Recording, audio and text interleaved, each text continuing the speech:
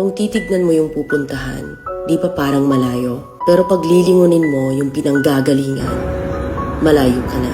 Hindi mo malalaman kung hindi ka susubok. Ang buhay ay isang malaking sugal.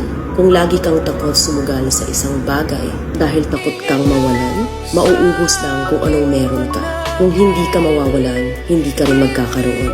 Kung anuman ang mga desisyon mo ngayon, yun ang magiging buhay mo bukas. Lakasan mo lang yung loob mo. Dahil ang mundong to, aapakan lang ang mga mahihina.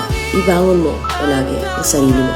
Balang araw, magugulat ka na lang na ang layo na pala ng narating mo. Kahit mabagal ang progress, basta may usad at kumikilos ka, okay na yan. Wala tayong magagawa.